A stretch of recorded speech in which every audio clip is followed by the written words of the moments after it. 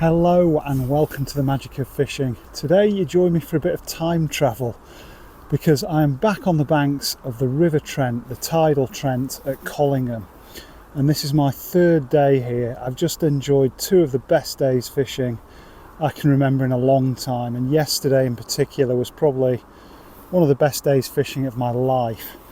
So you can see why I'm so excited to be back in a very similar area. I'm just 2 or 3 pegs down from where I had that tremendous day's fishing.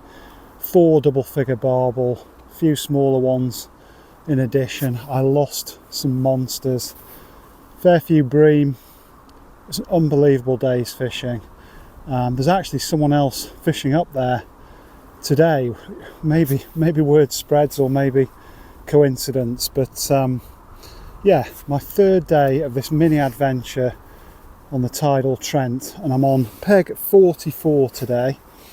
I was advised by Kai, the very helpful bailiff with Collingham Angling Association, that anywhere between about 40 and 45 is really good when the river's up like it is. We've had 2 days of non-stop rain, absolutely torrential. I was drenched yesterday and the day before, spent a lot of the day under the umbrella, so I've got to say it is absolutely fantastic just to be fishing in the open air without the sound of drumming rain and the wind blasting into my face. It's obviously been good for the fishing. The river is up, even without any tidal influence. It's up by a good metre or two, and we've had floods all around the country, particularly down south, so some really autumnal weather. It's mid to late September, and talking of time travel, I'm fairly certain I'm not going to air this video. I'm not going to put it on YouTube until maybe later in the year or maybe even early next year, because the next 2 videos will certainly be about my first couple of days on the Trent, and as brilliant as the sport's been, I don't think anyone wants 3 weeks worth of the same. So I'm hoping today we might catch something even bigger. I had 3 personal bests yesterday, up to £12 1 ounce, so I don't want to be greedy, but I did lose an absolute monster that I just couldn't stop, and there are some fantastically large fish in this stretch. Amazing value for a £10 day ticket. So yeah, I will probably save this one in the bank for when the weather's really cold over winter and I'm either not catching or can't get out, maybe travelling with work or something else getting in the way, and I'll bring you a bit of early autumn fish action when the time feels right. So let's get fishing. And for those of you who've seen one or both of those videos that I've previously put out about fishing Collingham and what amazing fishing there is to be had on this day ticket, you may be getting a sense of deja vu again when you see the setup. I spent the first day fishing match tactics on my seat box in the water, 1 rod, fishing feeder, and did very well on that. But yesterday had the incredible days fishing using a more specimen style 2 rod setup. £1.25 test curve Avon Star rods, not bothering with quiver tips because the river really is pushing through, and need about 4 ounce of lead to hold bottom, and I'm only fishing probably 3 or 4 rod lengths out, a very gentle lob. And this is the bucket of bait that did me proud yesterday. There's about 1.5 pints, 2 pints of bronze and red maggots in there. My hands are still bright orange from this trip, but there's a lot of 3mm pellets, some crushed hemp and some fish meal ground bait in that bucket, and I'm just scooping up feeder after feeder full of that and getting it into the water on a regular basis. Also got some maggots for the hook and my trusty hemp and caster combo for adding a bit more, even more loose particles into the feeder. But although most of my fish came to big bunches of maggots yesterday, and indeed 2 or 3 casters the day before, I did get a couple of late fish and big fish on these big stinky boilies. I've soaked them in garlic oil and hemp oil, and so I'll be trying that on the downstream rod. I do like a a large smelly bait in high water, although normally on this stretch small baits and small feed particles, 6mm, 8mm pellets, hemp casters, they're the baits that normally score, particularly when the river's low. And this trip is my first time fishing Collingham. I fished the tidal Trent a few times back in the day when I lived in Sheffield and used to fish the Trent a lot, but now I've spent 25 years down south in Surrey. It's a rare treat to get back up on the mighty river, and you'll have seen there's a few videos on the channel.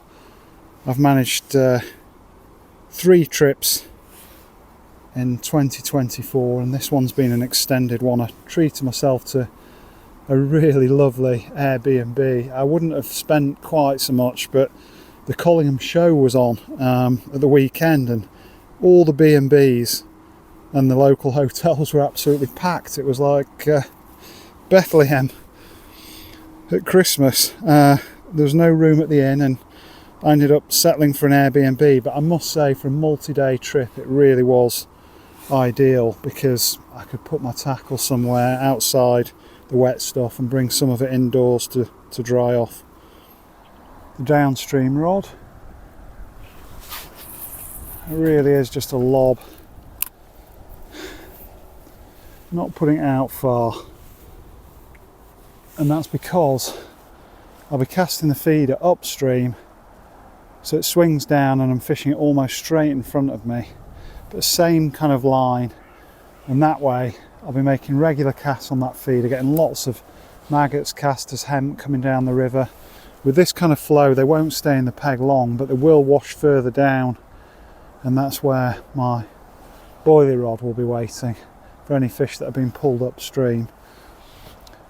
So let's get this feeder rod out. It pays to bring a selection of bait and ring the changes. The first day I fished here, double caster was the bait. Couldn't get anything on maggot or pellet, whereas yesterday it was bunches of 4 or 5 maggots. So that's what I'll start with today. Again, gentle lob upstream, and we're fishing double bubble.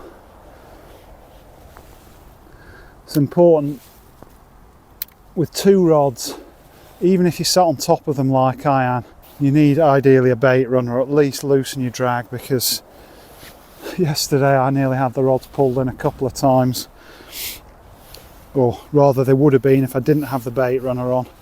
Some of the takes are savage, and the fish will either head straight out into the main flow or downstream.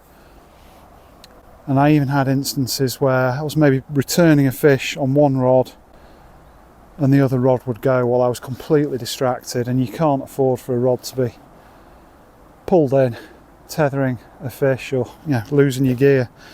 Not good for anyone. Really exciting to be back fishing.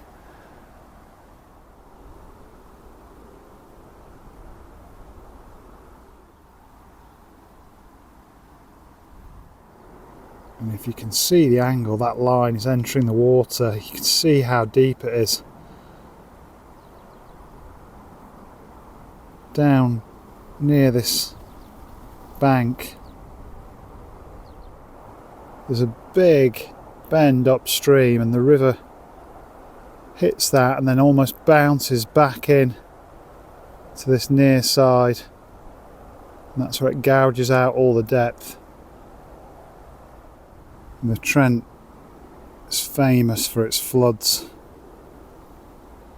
and I gather this area really was badly hit last year or early this year.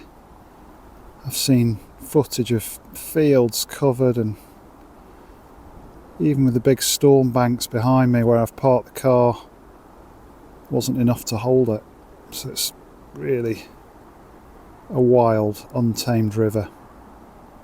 Nice to see the last few flowers of summer, and it is actually quite mild today. It's just the wind that's a bit nippy and northerly. It's much more active fishing than you might imagine with this 2-rod setup, almost beach caster style. The left hand rod at least, I'll be recasting every 5 minutes, That may seem counterintuitive when you're fishing for big fish, but certainly on this river with the amount of flow coming through, that bait does get washed away quickly if it's not being eaten. And that's how you pull the fish into your swimmers. Keep that feeder going in, lots of particles, the scent from the hemp and the turmeric coated maggots. Hand's already going to touch yellow. Takes me back to my youth on the Trent, fishing matches. And yeah, it's really active fishing, which I enjoy. You're not just sat here staring at the two rods waiting for something to happen. The right hand rod, now I'm on a boilie, I might leave that maybe half an hour, 45 minutes between casts, but I will reel in just to check the bait, check there's no weed on the hook and I'm not snagged up. But that paste, even with the eggs in, will take, you know, a good 15 minutes, half an hour to wash off. Plenty of scent going in the water there as well. So let's recast this left hand rod and let's hope I'm not snagged. This is a new peg for me. And no, all coming nice and clean. There's a lot of gravel bottom here on the tidal Trent, and I have been warned there's a few rocks down here as well. Yeah, bait's clean, feeder's clean.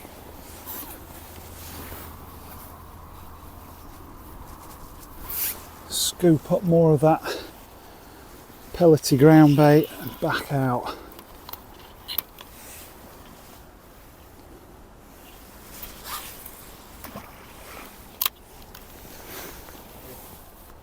I'm actually managing to tighten up to the feeder in its holding position, which I think is quite important when you're fishing two rods, because you don't want your left hand rod bouncing down until it's almost alongside the lower rod. You want to keep them quite separate, especially if you're going to hook some fish. But certainly on the first day here, when I was fishing more match style, I was probably getting away with a 2.5, 3 ounce feeder. It was shifting at times, but by letting out a big bow of line, I could keep it in position. There's no need to do that with this heavy feeder and fishing closer in. Almost a bit of sunshine. That is incredible. That's the first sun I've seen for 48 hours. Even a bit of blue sky up there. I might be joining Kai in the shorts and t-shirts before long. In fact, talking of Kai, I think I owe it to the club. It's a fantastic club from what I can see, Collingham. If you check out the website, there's so much advice about the fishing on here, the various places to park, and there's behind peg parking on a lot of the swims.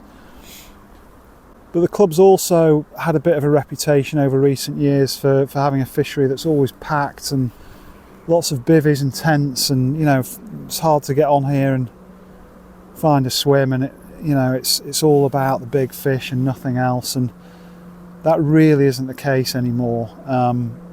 There was some problems during the lockdown era, and Kai explained, you know, they had a lot of people, idiots really, taking the mickey and treating it as a cheap holiday, coming down with kids, camping overnight, and lots of rubbish and other muck left behind. It's a real shame. And the club decided to ban night fishing on the day ticket, which thankfully does not harm the fishing. You know, I caught plenty the last 2 days, as long as you get the conditions right and there's a bit of water in the river.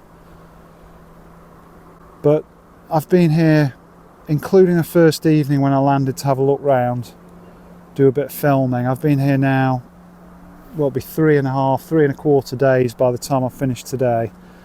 And in all that time, fishing 2 different stretches, the conveyor belt field, and now these pegs in the 40s, I've seen 3 other anglers. It's peaceful, it's calm, 1 or 2 bivvies, but I've got nothing against people fishing overnight and using bivvies, but there's also, you know, been 1 or 2 anglers just fishing like me with a chair or a seat box and come for the day. So if you're interested in some real, and I just had a knock on the boilie rod then.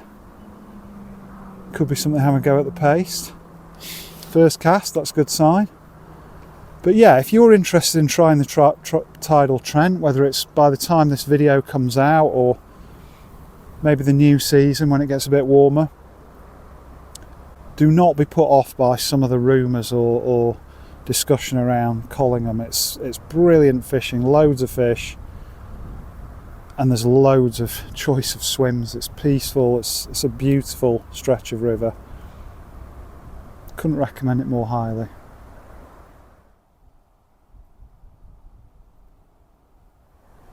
And that is a beautiful sight. Almost right above me. It's amazing what a difference sun makes after 2 days of rain and wind. Almost feels like summer.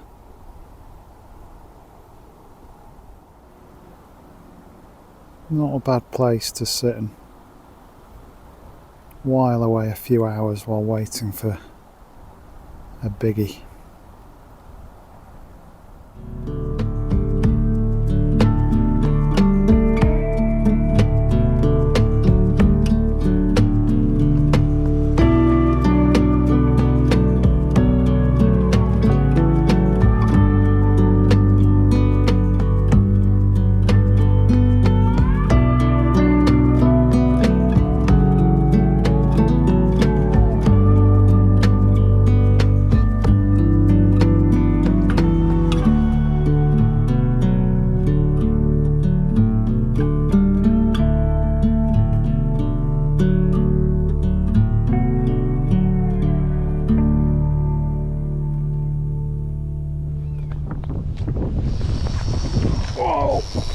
Oh, the boilie rod's gone.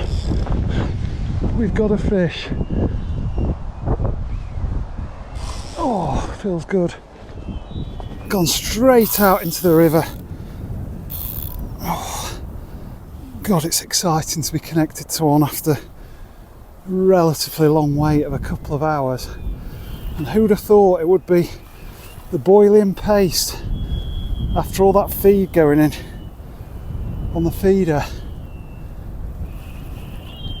Oh, the sound of wind whistling through my line on the Trent. That is a very nice sound. And this does feel like a heavy fish. Oh, to get in the water a bit. I do not want to lose him in any rocks or snags down here.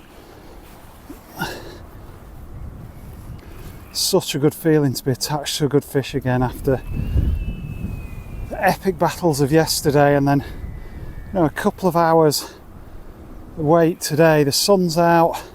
It's just starting to get those doubts that creep in. Is the river falling too much? Is it too bright? You find all these things to get worried about. Oh, this feels like a good fish. Oh. Oh.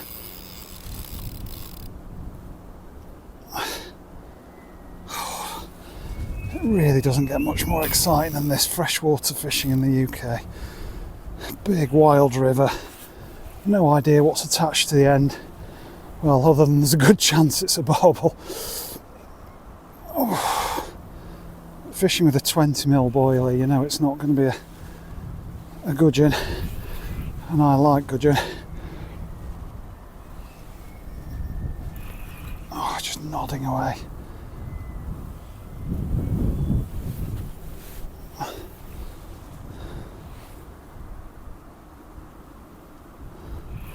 Such a good feeling.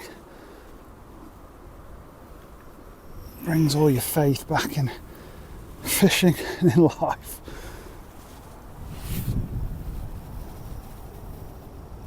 It tore away.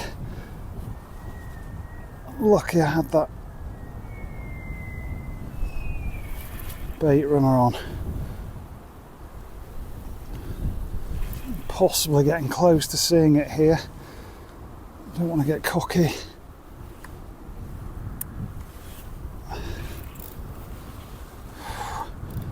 They are renowned for making second and third and fourth dashes once they see the surface or the net. Oh, and that's a lovely barbel. Glinting in the sun. Now I need to get the net. And sure enough, it's charging off again. What a thrill.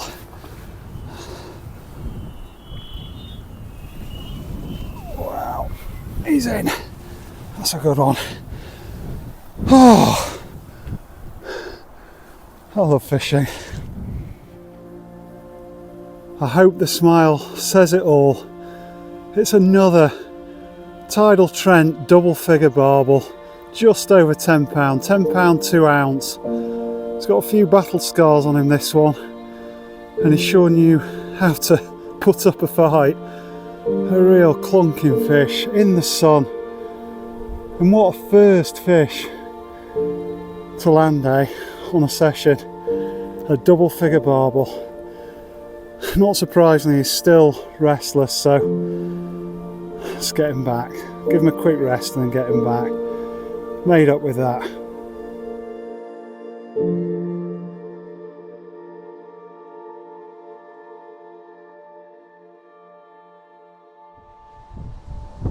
So it just goes to show, not only is variety the spice of fishing, but it can help you catch as well. That was on the big boilie. You can see, even though it had been in the water a good half hour on a second chuck, there's a good bit of paste still around that bomb, so that scent was coming off right above that bait, and that big boy obviously couldn't resist. And if the boilie wasn't big enough at 20mm, that was covered in paste again as well. Let's try it again. It was lovely to get a barbel in the sun as well, I must say, rather than the pouring rain. Let's get this rod out again.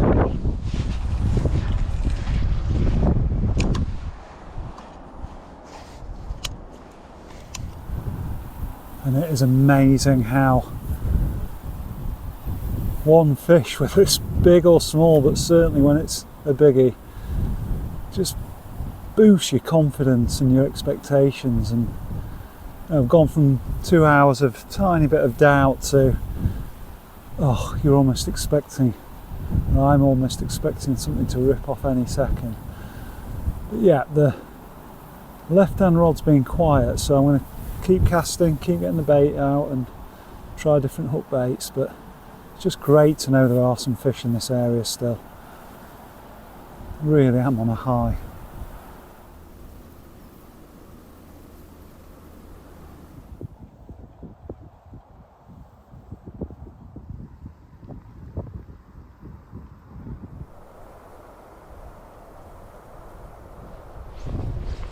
Now, let me explain. If you're wondering why I've suddenly cut to a shot of me walking across a field or along the track back to my car with the boot open, I'm not packing up yet.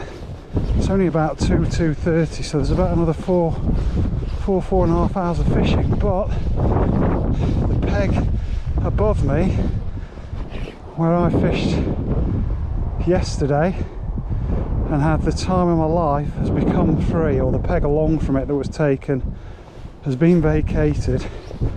I was in two minds. The matchman in me was very much like,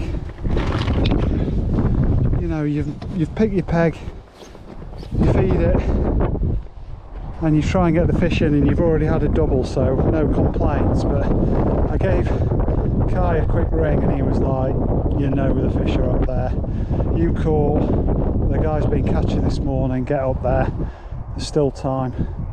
So here we are, folks, about to make the move and return to a very familiar spot. Certainly if you've seen that video I'll have posted some months back.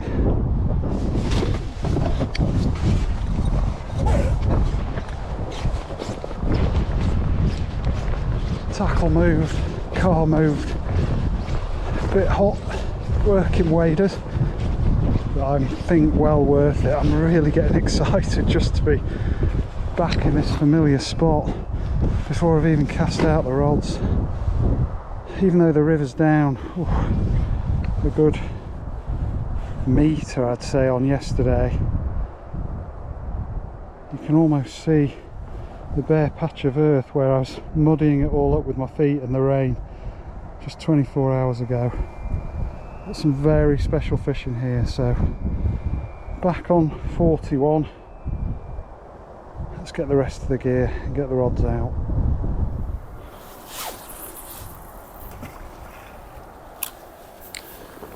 Now, of course, I have to remember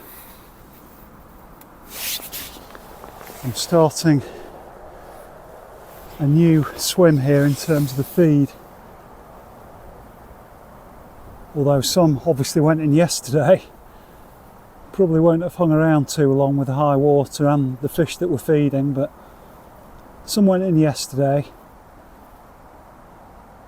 We know a fellow angler's caught from the next peg down, so I've got to be a bit patient while I'm feeding it up and making those initial casts, but I've got to say it really does feel exciting. If I wasn't excited enough already, I'm always excited on the Trent whether I'm catching or not, but to be back in this peg that was so good to me yesterday, say the river's down by a metre probably, but it's still up, it's still going through, and this area's got some form thanks to the chap who was here before and has now kindly vacated it, or vacated the area. So let's see whether we can add to that early double. Well, there goes Jeff and Minnie, his granddaughter, and the dogs. Just had a really nice long chat about Sheffield and fishing and the Trent. Very nice bloke. But the rods have yet to go. Had a few pulls on the boilie one while chatting to Jeff, and we think it was a crab because when I brought it in there were sort of claw marks all over it, but still nothing on the maggots or the casters, and it's clearly not quite the day it was yesterday. The water's down quite a bit, and I think perhaps they were feeding more this morning when it was still really overcast and the river was still high. That's my excuse anyway for why that chap did so well before I moved up here. But Jeff's been very encouraging and said, you know, once it gets a bit late, the last couple of hours and the light falls a bit before evening, it may well pick up. So I'm very happy spending a few more hours here and see whether I can winkle another one out.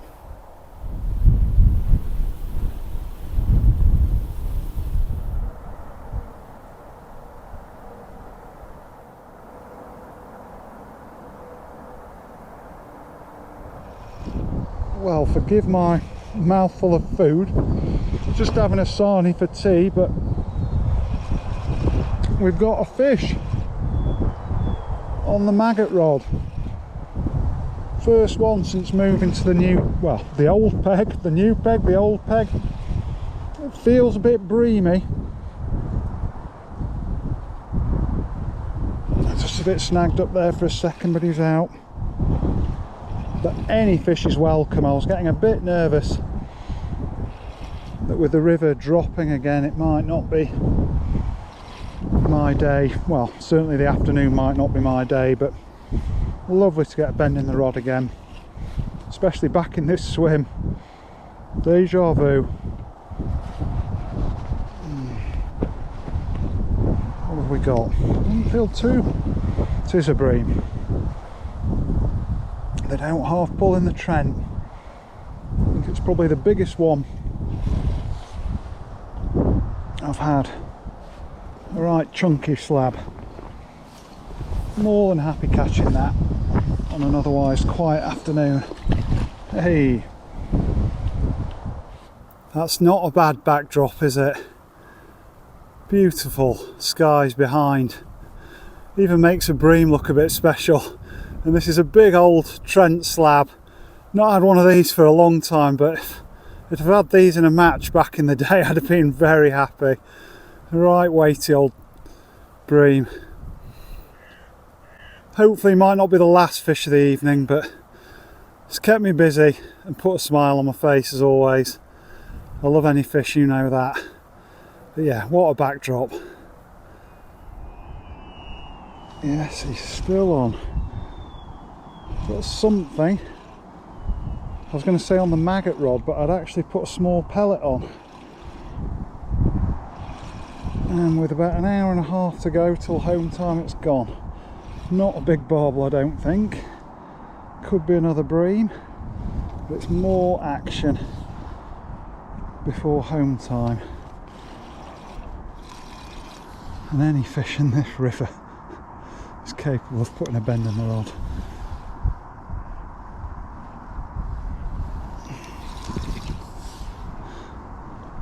Yeah, big old slab.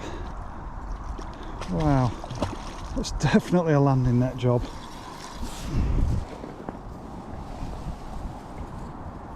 Oh,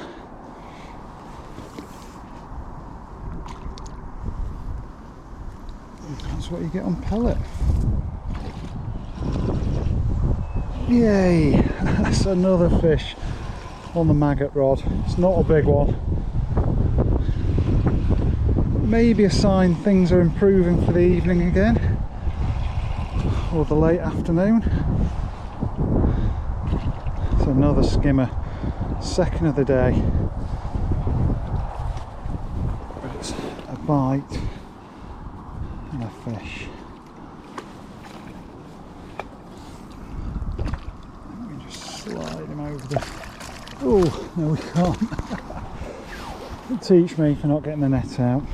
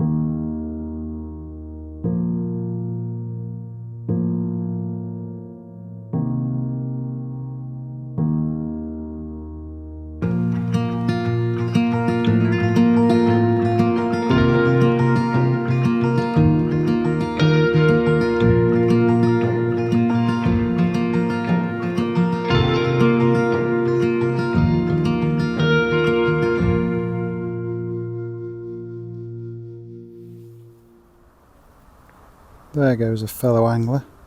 Not sure if he's going home or heading out, but it's a beautiful evening to be out on the bank.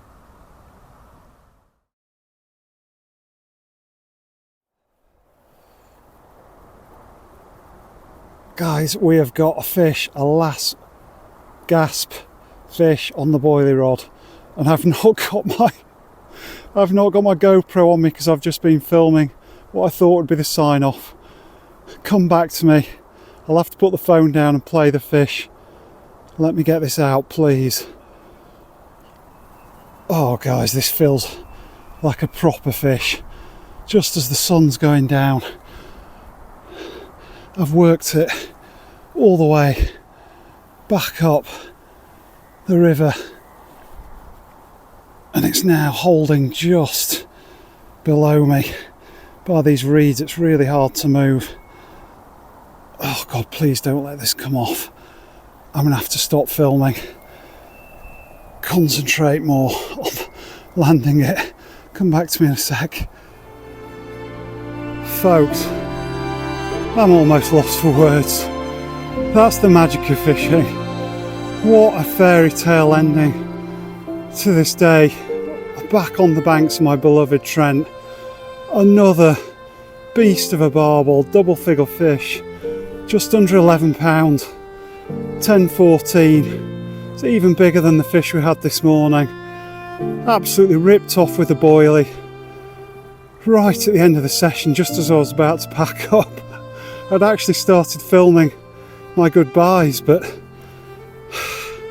sometimes fishing just brings you sheer joy. And this is one such time. What a magical backdrop with a magical fish. Absolutely My arms trembling, my legs shaking. Makes you feel like a kid again. He put up a right battle, so I admire him for 2 more seconds and then he's going back.